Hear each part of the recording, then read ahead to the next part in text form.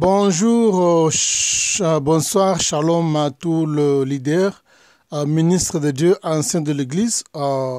Merci, c'est votre frère, votre ami, le pasteur Salomon Kaning Alusel. Soyez le bienvenu dans notre cinquième séance sur les 4 environnements de vie. Merci. Nous étions en train de parler sur le jardin d'Éden qui est comme le 4e environnement de vie. Et nous avons expliqué clairement que le jardin d'Éden a 3 images, ou encore a 3 explications. La première signifie un lieu de délice. La deuxième image du jardin d'Éden, c'est une atmosphère divine. Et la troisième image du jardin d'Éden, c'est la présence de Dieu. Donc, le jardin d'Éden n'était pas seulement un lieu physique, mais si vous faites les analyses dans la Bible, le jardin d'Éden était un lieu physique, mais Dieu a rendu ça spirituel du fait que Dieu a pris sa présence, il a placé sa présence dans le jardin d'Éden, afin que l'homme puisse vivre dans sa présence comme étant la vie. Dieu a placé la vie dans sa présence, et la présence de Dieu dans le jardin d'Éden était comme étant, était comme porteuse de vie. Alors, c'est alors que Dieu a placé l'homme dans le jardin d'Éden afin que l'homme puisse vivre dans cet environnement-là parce que Dieu avait créé une atmosphère divine dans l'environnement. Donc, le jardin d'Éden est comme l'image d'une personne. De l'homme, on dit, est composé d'une partie physique et une partie spirituelle. Donc, comme on a toujours dit que l'homme signifie humas, man, c'est-à-dire human. Human signifie humas and man, c'est-à-dire quoi? Humas qui signifie en hébreu, dirt, on appelle ça dirt en anglais, signifie la poussière ou bien la boue ou bien encore l'argile. Alors man, human, man signifie l'esprit, c'est-à-dire l'homme signifie l'esprit dans la chair ou bien l'esprit dans l'argile ou bien l'esprit dans la poussière. Alors le jardin d'Éden aussi, Dieu a pris l'esprit, il a mis l'esprit dans la poussière pour créer l'homme. Le jardin d'Éden aussi, c'est la même chose. Ce n'est pas seulement un lieu physique, mais c'est quelque chose comme Dieu avait pris sa présence, il a mis ça dans un lieu physique pour que ce lieu devienne spirituel. Et Dieu a créé une atmosphère divine. Dieu a placé sa présence là-bas afin que l'homme puisse demeurer à l'intérieur pour vivre là-bas. Puisqu'en dehors du jardin d'Éden, il n'y avait pas la vie. La vie était dans le jardin d'Éden et l'homme devrait vivre à l'intérieur parce que Dieu avait placé son esprit, Dieu avait placé sa présence là-bas pour permettre à l'homme de vivre à l'intérieur. Donc à l'extérieur du jardin d'Éden, il n'y avait pas la vie pour l'homme. Donc l'homme, pour vivre, son environnement de vie n'était pas l'espace, son environnement de vie n'était pas les eaux, son environnement de vie n'était pas le sous-sol, mais l'environnement de vie approprié dans l'homme, selon l'espèce de l'homme, était le jardin d'Éden, puisque c'était la présence de Dieu à l'intérieur. Puisque Dieu avait pris le jardin d'Éden, comme je disais là, était un lieu qui était physique, mais Dieu a pris sa présence, il a placé sa présence, il a placé la vie à l'intérieur pour que ce lieu devienne spirituel.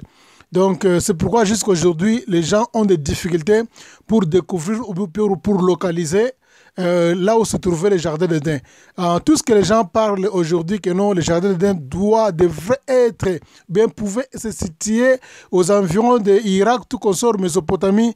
Ce sont des estimations. Ça, c'est une image de l'homme. Donc, mais en réalité, il n'y a aucune personne, depuis qu'Adam avait péché jusqu'à aujourd'hui, quand Dieu les avait chassés dans le jardin d'Éden, aucune personne a découvert comment la localisation, ou bien les lieux où se trouvait le jardin d'Éden, il n'y a aucune personne.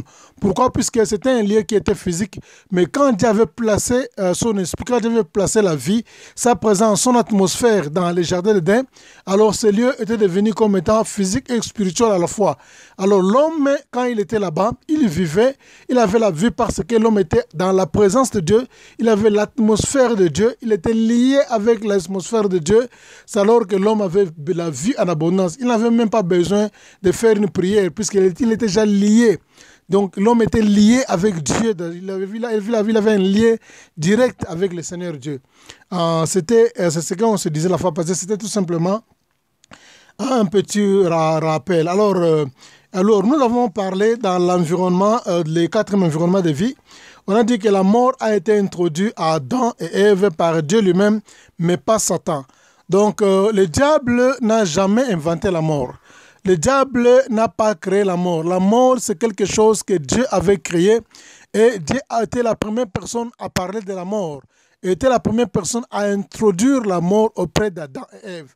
Parce que dans la Bible, Genèse, la Bible dit ceci, Dieu dit que le jour que vous en mangerez, vous mourrez. C'est-à-dire quoi? Dieu parle de la mort.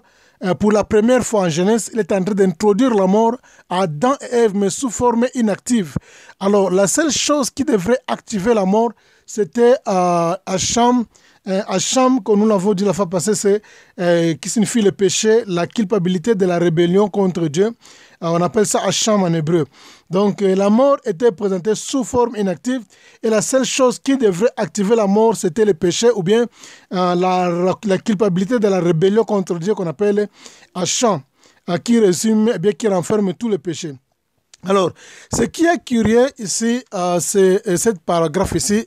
Je vais reprendre cela. Dieu a dit à Adam et Ève, il a dit que le jour que vous mangerez, le même jour que vous mangerez et le même jour que vous mourrez. Si vous parlez au terme du même. Dieu a dit que le jour que vous mangerez, vous mourrez. Dieu n'a pas dit que non, le jour que vous mangerez, vous mourrez demain. Dieu n'a pas dit que le jour que vous mangerez, vous mourrez la semaine prochaine. Dieu n'a pas dit que le jour que vous mangerez, vous mourrez après 2 heures du temps. Dieu n'a pas dit que le jour que vous mangerez les fruits, vous mourrez après une année. Non. Selon Dieu, il a introduit la mort à Adam et Ève sous forme inactive, mais Dieu les avait prévenus en disant que le jour que vous mangerez les fruits, vous mourrez. C'est-à-dire le même jour, le même moment, le même instant, la même heure, la même minute, la même seconde, la même tierce que vous mangerez les fruits. Selon Dieu, il a dit que non, vous allez faire quoi? Vous mourrez. Maintenant, curieusement, qu'est-ce qui s'est passé dans la Bible? Si vous lisez la Bible ici, le jour que Adam et Ève avaient mangé les fruits, posez-nous la question, est-ce qu'ils étaient morts le même jour, les deux? Dieu a dit, le jour que vous mangerez, vous mourrez. Maintenant, est-ce que le jour qu'ils avaient mangé, ils étaient morts? Voilà, c'est à vous à répondre à cette question-là. Est-ce que Dieu peut mentir? Mais la Bible dit ceci, quand ils ont mangé les fruits, Adam a vécu encore 930 ans. Donc, après avoir mangé les fruits, Adam a vécu encore 930 ans. 930 ans. 930 ans, s'il vous plaît. Donc, mais selon Dieu, Dieu a dit que le jour que vous mourrez, le jour que vous mangerez, vous mourrez. Alors, maintenant, contrairement par rapport à une réalité que nous sommes en train de voir ici, les jours qu'ils ont mangé les fruits, mais la Bible dit que non, malgré qu'ils ont mangé les mêmes jours. Mais Abraham a vécu encore 930 ans.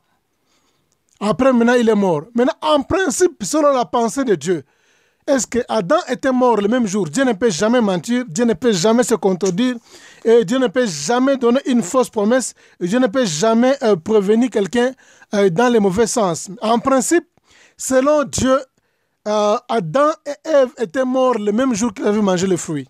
Donc, quand ils ont touché aux fruits, quand ils ont mangé les fruits, bien que Adam avait vécu 930 ans, donc ça, c'était la mort physique. Mais selon Dieu, du fait qu'il avait mangé les fruits, selon Dieu, il était mort le même jour.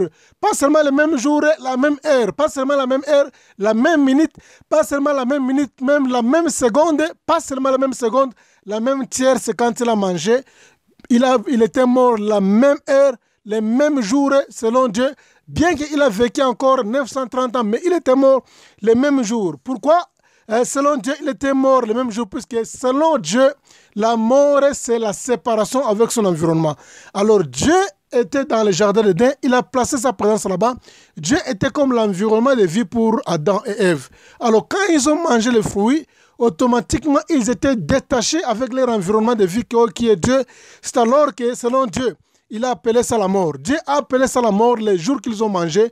Dieu a dit que non, ils sont déjà morts. Donc, bien qu'ils ont vécu pendant 930 ans, pour Dieu, ils étaient comme les morts vivants.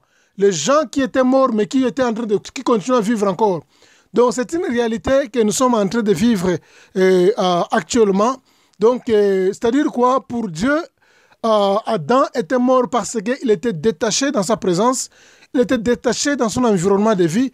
Il était détaché dans son atmosphère divine. C'est comme un poisson, comme j'avais donné l'exemple de bille, comme un poisson. Si un poisson est détaché des eaux, c'est-à-dire ce poisson-là, même si ça continue à respirer, mais en réalité, le poisson est déjà mort. Donc il est déjà mort le temps qu'il est détaché de l'environnement, de son environnement de vie qui est dans l'eau, c'est-à-dire les poissons est considéré comme étant mort.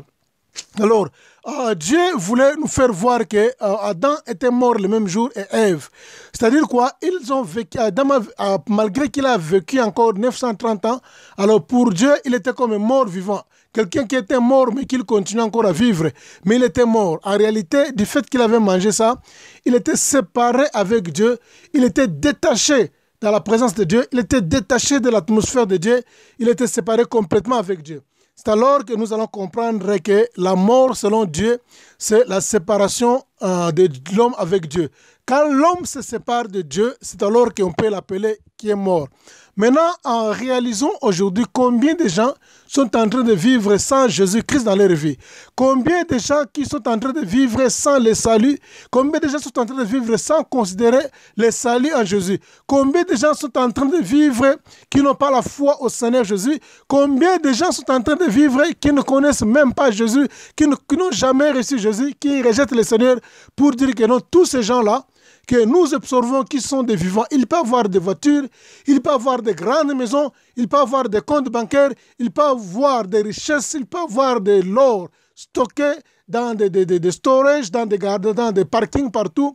C'est-à-dire, selon la pensée de Dieu, ce sont des gens qui sont morts parce qu'ils sont détachés de la présence de Dieu. C'est-à-dire, nous pouvons les considérer comme étant des vivants, mais ils sont morts, ils sont égarés, ils sont séparés de la présence de Dieu. Il y a des années et des années, et ce sont des morts vivants que nous sommes en train de vivre, pour dire que nous avons un très grand travail pour aider ces gens-là, afin que ces gens puissent encore retourner, qu'ils puissent encore découvrir, qu'ils puissent encore retourner, qu'on puisse encore les ramener dans le jardin d'Éden, qui est l'image de Dieu lui-même, qui est notre atmosphère divine, qui est la présence, qui est l'Éden, dont nous avons vraiment un très grand travail. Alors, je peux aussi vous donner l'exemple d'un arbre pour comprendre la réalité de la mort. Tu vois, aujourd'hui, nous avons dit que Adam avait vécu 930 ans, mais Dieu a dit que selon Dieu, il était mort le même jour qu'il a mangé le fruit, mais il a vécu 930 ans. Tu peux aller chercher une plante quelque part, tu peux déraciner la plante du sol. Maintenant, qu'est-ce que vous allez remarquer? Quand vous observez ces feuillages, la verdure va rester toujours verte. Bien, les feuilles vont rester toujours vertes. Mais en réalité, cet arbre-là n'a plus la vie en lui-même. Puisque du fait qu'il est déjà détaché du sol, même les feuilles peuvent paraître vertes. Mais en réalité, à l'intérieur, il n'a plus la vie puisqu'il est détaché avec son environnement, qui est le sous-sol que nous avons présenté comme étant le premier environnement. Donc, c'était de la même manière avec Adam et Ève. Bien qu'il continue à vivre, c'est-à-dire, selon Dieu, il était mort le même jour parce que Dieu appelle la mort, c'est-à-dire quoi? Du fait qu'une personne est en train de vivre sans la présence de Dieu en lui-même. Une personne est en train de vivre sans la présence du salut en Jésus-Christ en lui-même. Il est considéré comme étant une personne qui est morte. Pourquoi ils sont morts le même jour? Parce qu'ils étaient détachés de Dieu spirituellement, qui était l'image spirituelle du jardin d'Éden et une atmosphère de vie, la présence de Dieu.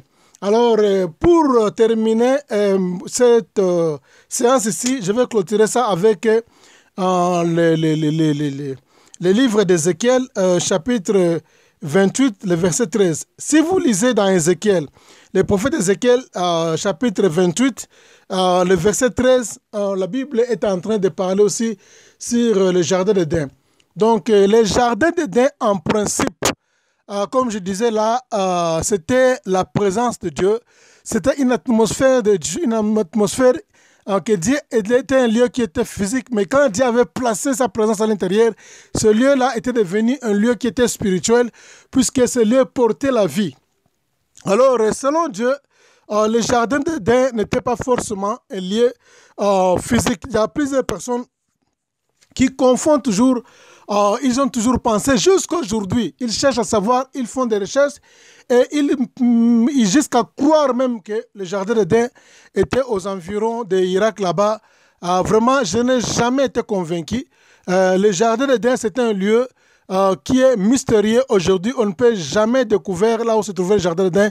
C'est un lieu qui était mystérieux. Du fait que Dieu avait déjà placé sa présence là-bas, du fait que ce lieu était transformé en un environnement de vie qui avait l'atmosphère divine. Quand ils ont péché, Dieu a placé l'ange là-bas pour le chasser du jardin d'Éden et personne désormais ne peut avoir l'accès dans le jardin d'Éden. C'est-à-dire quoi? Ce lieu-là n'existe plus aujourd'hui. Donc, bien qu'on peut faire des recherches, bien qu'on peut tâtonner, on peut estimer, mais en principe, ce lieu-là n'existe pas. Le jardin d'Éden, dans la Bible, n'est pas présenté de la manière où Dieu est en train de le présenter. Comme si vous voulez encore une autre évidence, vous lisez dans Ézéchiel chapitre 28, le verset 13. La Bible est en train de parler ici sur le diable. Le Seigneur est en train de dire à l'ange Lucifer, Dieu dit ici, fils de l'homme prononce une complainte contre le roi de Tyr. Tu lui diras, ainsi par l'Éternel. La Bible dit, tu étais dans Éden, le jardin d'Éden, depuis le jour que tu fus créé. Le Seigneur est en train de montrer, on parle ici sur le diable. Dieu est en train de dire que Lucifer était dans l'Éden, le jardin d'Éden. Dieu dit, depuis le jour que tu étais créé, tu étais en Éden, le jardin d'Éden. C'est-à-dire, le jardin d'Éden, en principe, a fait exister dans l'image de Dieu. Pourquoi le Seigneur est en train de présenter le jardin d'Éden comme étant l'endroit où Lucifer se trouvait? C'est-à-dire quoi? Dieu voulait tout simplement nous faire voir que le jardin d'Éden était la présence de Dieu. Dieu voulait faire voir que non, Lucifer existait dans son environnement de vie. Lucifer existait dans sa présence. Lucifer existait dans sa face, comme nous avons dit que Dieu avait dit à Abraham que non, je suis le Dieu Tout-Puissant, marche devant ma face et sois intègre. Donc, c'est de la même manière. Donc, Lucifer, il vivait dans la présence de Dieu. C'est pourquoi Dieu appelait cet environnement-là où il vivait comme étant le jardin d'Éden, ou bien Éden et le jardin d'Éden. Voilà. Nous allons terminer ici et nous allons continuer la suite avec la 6e.